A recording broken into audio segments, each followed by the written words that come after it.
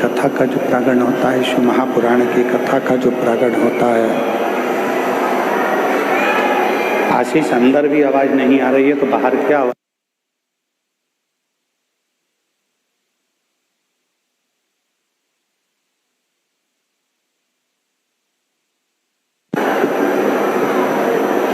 एक छोटी सी चिंगारी,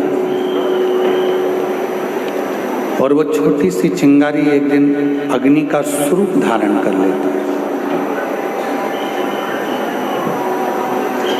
शिव महापुराण की कथा कहती है, भगवान शंकर का चरित्र कहता है, शिव तत्व कहता है।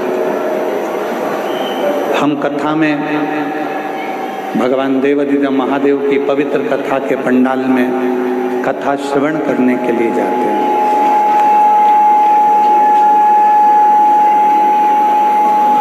हम भगवान शिव की पवित्र कथा को श्रवण करने के लिए कथा के पंडाल में जाते हैं। जाने का कारण क्या है कि प्रत्येक जीव में शिव है। अब जब प्रत्येक जीव में जब वो शिव है और जो शिव प्रत्येक जीव में विराजमान है, तो वो जीव और शिव एक हो, तो उनके एक होने का कोई स्थल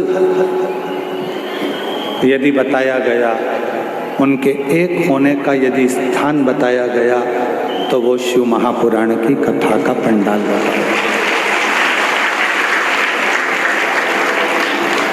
जहाँ पर जीव और शिव दोनों एक हो जाते हैं, दोनों एक।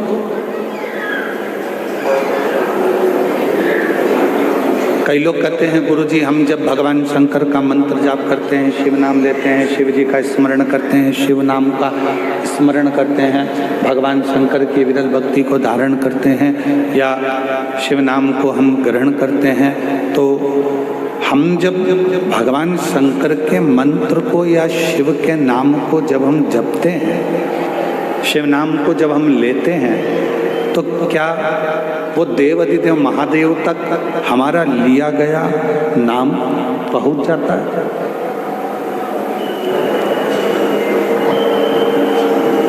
क्या देवादिदेव महादेव तक हमारा लिया गया नाम पहुंच सकता है? तो पहले तो अपने भीतर से एक भ्रम निकालो,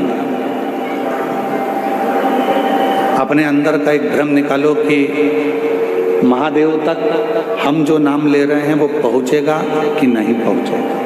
पहले अपने भीतर का ये भ्रम समाप्त करो। मतलब आपकी दृष्टि में ये है कि आपकी दृष्टि में लगता है कि ऐसा है कि शंकर भगवान हमसे बहुत दूर है, शिव जी हमसे बहुत दूर है। जब तो आपकी बुद्धि में ये बात आती है कि हम जो बात कहेंगे वो शिव जी सुनेंगे कि ना सुनेंगे, हम जो मंत्र बोलेंगे, जो मंत्र हम बोलेंगे वो मंत्र शिव जी तक पहुंचेगा कि नहीं पहुंचेगा, हम जो मंत्र का स्मरण करेंगे वो देवादिदेव महादेव तक पहुंचेगा कि नहीं पहुंचेगा। आपके भीतर यदि ये विचार चलता है तो मतलब आप ये विचार कर रहे हैं कि शंकर जी हमसे बहुत दूर है। और शिव महापुराण की कथा कहती है, भगवान देवादिदेव महादेव का चरित्र कहता है, जिस समय पर आप भगवान देवादिदेव महादेव का स्मरण करते हो, उनको याद करते हो, उनका स्मरण करते हो, उस समय पर आपको लगता है कि शिव बहुत दूर हैं, तो उन तक हमारी आवाज़ पहुंचेगी कि नहीं पहुंचेगी।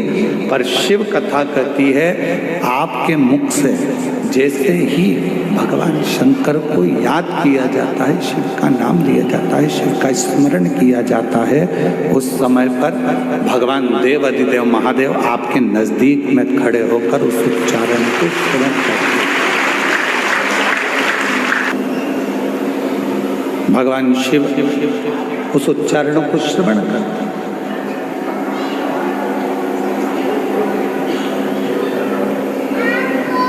आवाज किन तक पहुंचना चाहिए? जो दूर है, जो करीब में है उन तक आवाज पहुंचाने की जरूरत ही नहीं पड़ती, वो हमारे अक्षरों को, हमारे शब्दों को देखकर भी समझ सकते। ब्रह्मा जी ब्रह्मलोक में, भगवान विष्णु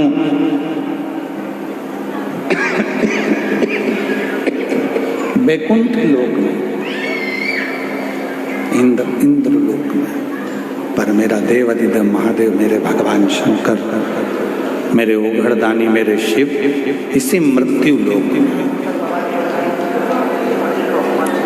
अब ब्रह्मा जी को यदि आपको कुछ कहना है तो भले तुमको तेज बोलना पड़ सकता है। भगवान विष्णु जी को अगर कुछ कहना है तो हो सकता है कि आपको तेज बोलना पड़ सकता है।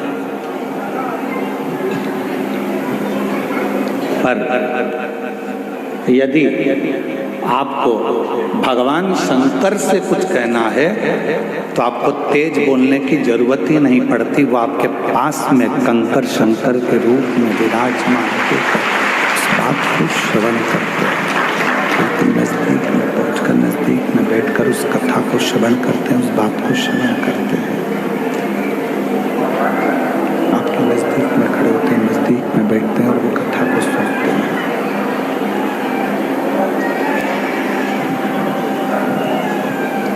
शिव नजदीक में है, भगवान शंकर नजदीक में है, शिव नजदीक में है, भगवान शंकर नजदीक में है। शिव की कथा कर रही है, भगवान शंकर का चरित्र कर रहा है, शिव महापुराण की कथा कर रही है।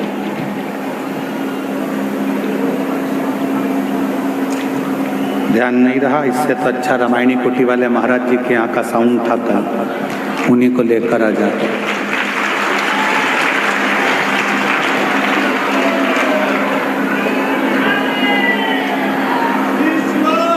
शिव को, भगवान शंकर को, देवाधिदेव महादेव को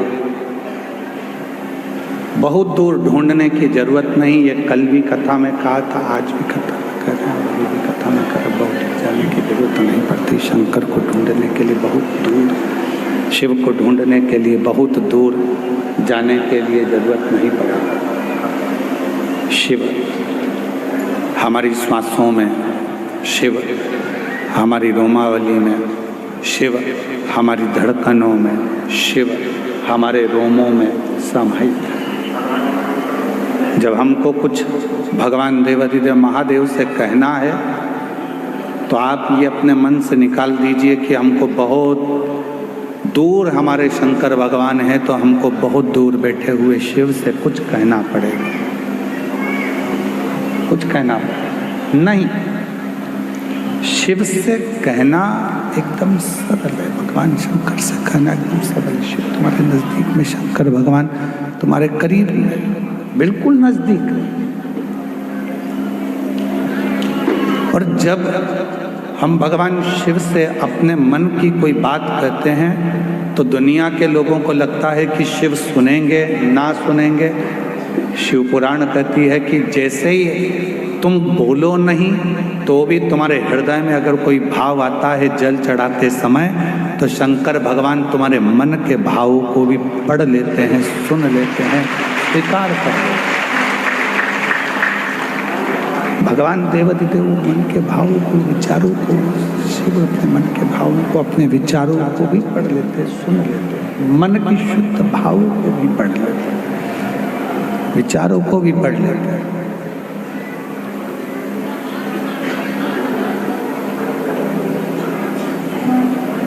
कोई कोई माताएं कहती हैं, गुरुजी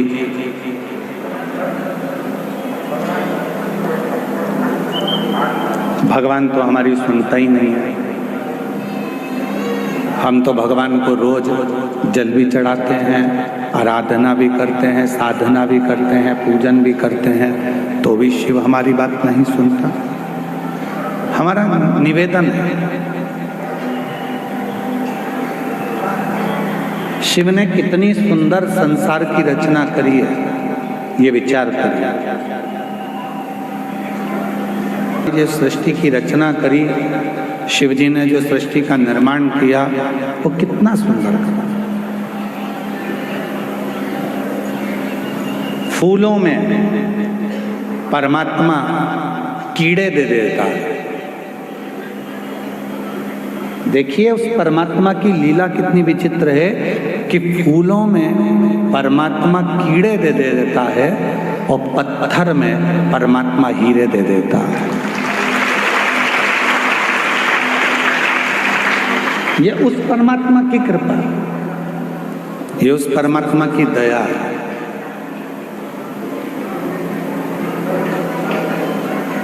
जिसने ज़्यादा संघर्ष किया है, बहुत मेहनत करी है, बहुत परिश्रम किया है,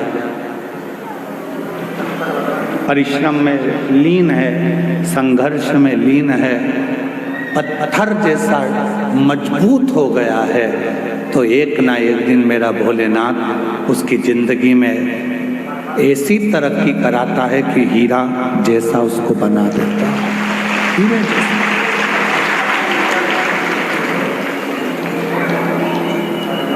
बस उसके लिए एक सबसे बड़ी बात है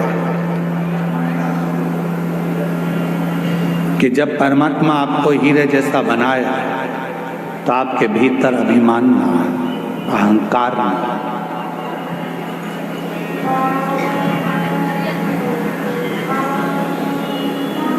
आपके भोजन करने से, अगर आपके भोजन से किसी के मुख में पानी आ रहा है तो आपका भोजन करना बेकार है।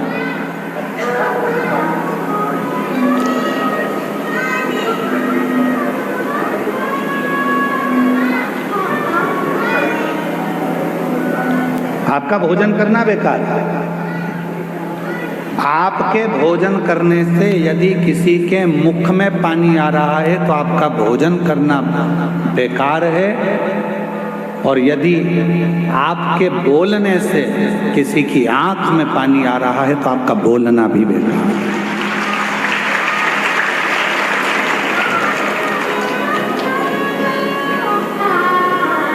भोजन करते समय भोजन की थाली में जो पकवान है उस पकवान को देखकर अगर किसी के मुख में पानी आ गया तो आपका जो भोजन आप ग्रहण कर रहे हैं वो आपके शरीर को नहीं लगता, आपके शरीर को नहीं लगता। भोजन करते समय यदि किसी के मुख में अगर पानी आ गया तो आपका भोजन करना बेकार है, और बोलते समय यदि किसी की आंखों में पानी आ गया आपके बोलने से तो आपका बोलना भी, फिर वो बोलना आपका बेकार है कि आपने क्या बोल दिया, क्या ऐसा प्रश्न कर दिया, क्या आपने कह दिया कि उसकी आंख में आंसू आ गए, उसके नैनों में जल भर गए, उसके नैनों में अश्रु आ गए, आपका वो बोलना ही बेकार है।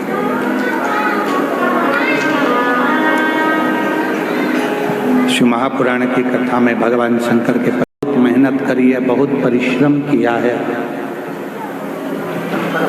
परिश्रम में लीन है, संघर्ष में लीन है, पत्थर जैसा मजबूत हो गया है, तो एक ना एक दिन मेरा भोलेनाथ उसकी जिंदगी में ऐसी तरक्की कराता है कि हीरा जैसा उसको बना देता है।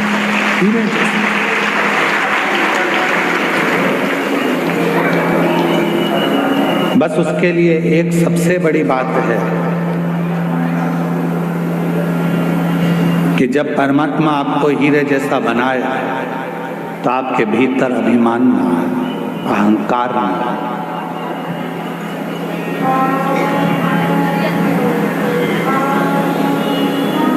आपके भोजन करने से, अगर आपके भोजन से किसी के मुख में पानी आ रहा है तो आपका भोजन करना बेकार है।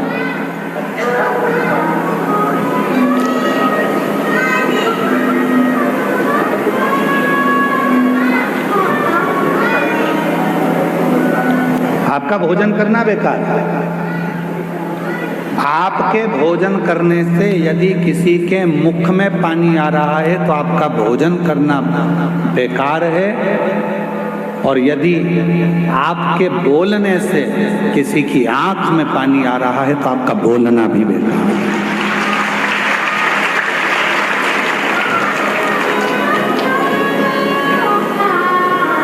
भोजन करते समय भोजन की थाली में जो पकवान है उस पकवान को देखकर अगर किसी के मुख में पानी आ गया तो आपका जो भोजन आप ग्रहण कर रहे हैं वो आपके शरीर को नहीं लगता, आपके शरीर को नहीं लगता। भोजन करते समय यदि किसी के मुख में अगर पानी आ गया तो आपका भोजन करना बेकार है, और बोलते समय यदि किसी की आंखों में पानी आ गया आपके बोलने से तो आपका बोलना भी बोलना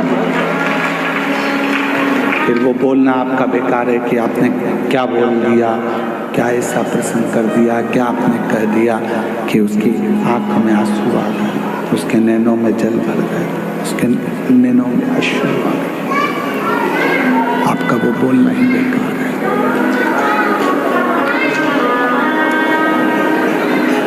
शिव महापुराण की कथा में भगवान शंकर के पवित्र चरित्र में शिव जी की पवित्र कथा में प्रसंग आता है। भगवान शंकर की कथा में बड़ा सुंदर एक प्रसंग आता है। पार्वती जी भोजन का जब निर्माण करती हैं, पार्वती जी जब भोजन बनाती हैं, भोजन का निर्माण करती हैं, तो सबसे पहला भोजन पार्वती जी बनाकर अपने जितने गण हैं उन सभी गणों को भोजन कराते, सभी गणों को भोजन कराते।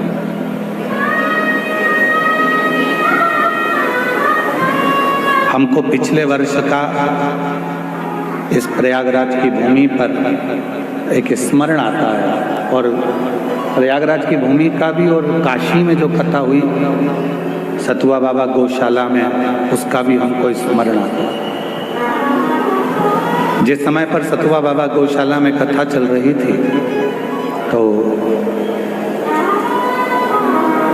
लगभग 12:30-1 बज चुकी थी, तो हम बाबा जी के साथ में दर्शन करने के लिए कहीं गए थे, वहाँ से वापिस आ रहे थे, तो हमने सतुआ बाबा जी से पूछा कि प्रसाद हुआ? तो कहा महाराज जी अभी बहुत सारे लोग रह गए हैं, ये 2 बार की पंगत और हो जाए उसके बाद फिर मैं अपने कक्ष में जाकर जो भी होगा उसको पाल लूँ। एक गुरु, माता, पिता ऐसा ही होता है, सबको खिलाने के बाद सब संतुष्ट हो जाते हैं, तब वो थोड़ा सा प्रसाद पाकर संतुष्ट हो। मैं सतुआ बाबा जी आपको धन्यवाद देता हूँ इसके लिए कि आपकी अविरल भक्ति। अभी हम अंदर थे और आप माइक पे जब लगभग 12:30 बजे आप माइक पे कह रहे थे जो दरवाजे पर बैठा है वहीं बैठ जाए, जो रोड पे बैठा है वो वहीं बैठ जाए, अंदर आने का प्रयास ना करे, कोई VIP नहीं है, ये आप माइक पे बोल रहे थे और पूरा माघ मेला सुन रहा था, पूरा उस परमात्मा के आगे कौन VIP? आपको जहां जगह मिले वहां बैठो, कथा का रस तत्व ग्रहण करो। और सत्यता में बोले बाबा जी तो केवल एक कथा ये माघ मेले की या फिर आपकी काशी की ऐसी होती है जहाँ पर VIP कल्चर कुछ नहीं होता, वहाँ केवल लोग प्रेम से कथा का रस तत्व ग्रहण करते, भाव से कथा आओ। और बाबा जी ने एक बात और कही थी, माइक पे आप लोग सुन रहे होंगे, जल्दी बैठना था तो जल्दी क्यों नहीं आया? अगर आप VIP बनना चाहते हो तो सवेरे जैसे ही ये 10 बजे से 9 बजे से 8 बजे से आके बैठे हैं वैसे तुम भी आके बैठ जाओ, जगह मिल जाएगी। भक्ति, विश्वास, श्रद्धा